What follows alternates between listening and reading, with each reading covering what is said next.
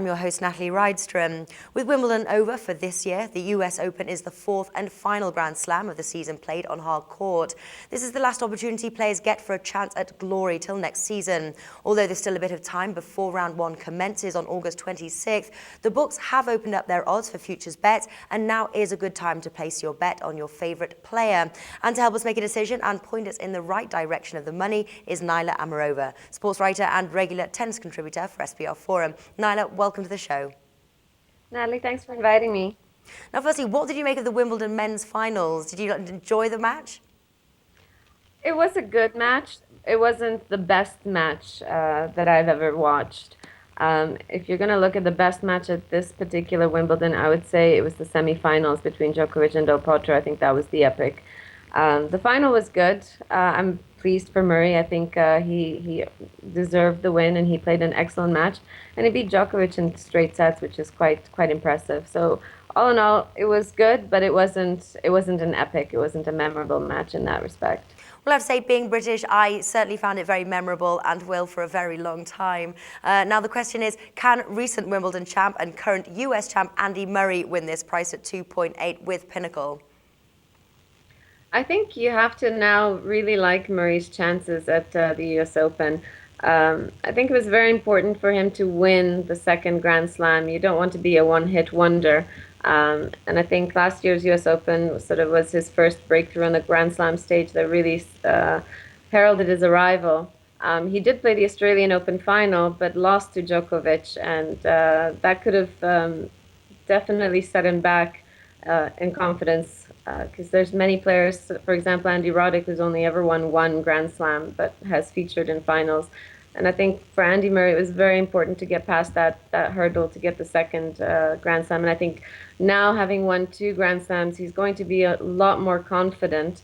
And I think, as well, as you pointed out, Natalie, it being a historic victory for him too, all that pressure that he faced, as now off his shoulders, he can really relax and swing freely. And I think he's definitely one of the front runners in my books for the US Open title this year, for sure.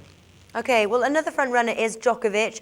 Bookies have priced him at 2.8. Do you think he'll be looking for a win, especially after his Wimbledon final performance here? Oh, absolutely. I mean, Djokovic was denied the French Open, which he's wanted so much, in the semifinals by Nadal in a five-set epic. He survived a five-set epic in Wimbledon only to really come out flat against Andy Murray. I think really Del Potro took everything out of Djokovic in the semifinals, so that when he came back to the final, he just had nothing left in the tank. So Djokovic has definitely come close to winning, to adding to his collection of titles. And this is a player that is very sensitive about his place in the game.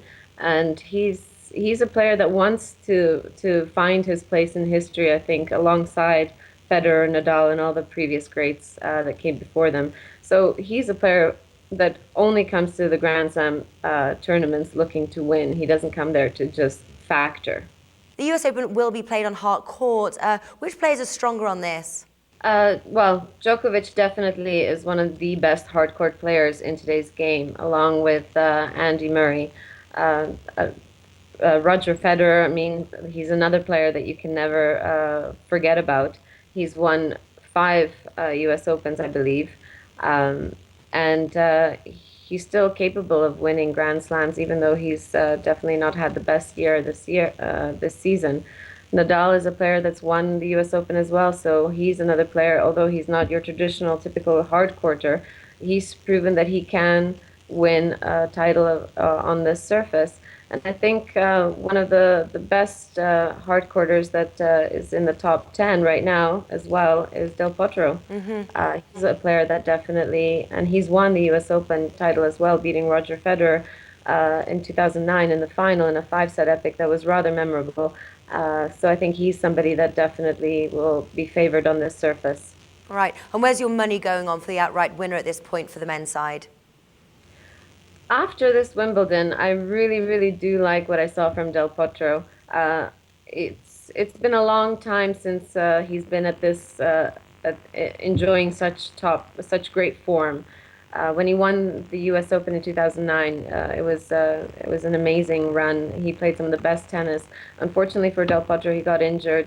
He suffered a wrist injury. He was out for some time. His rankings dropped. So it's been a long time for him to come back. He's managed to come back, and now I think finally we're seeing him play the way he used to play. So I think he's a dangerous floater that some people that definitely should be looked at. Another rising player that I really like is Jerzy Janowicz. He's really proving to be the real deal. He's got a big serve, which really suits the surface. And he's not only just a serve and a forehand, he's got some game to him. So I think he's definitely another player that could factor at this tournament, shake up the draw.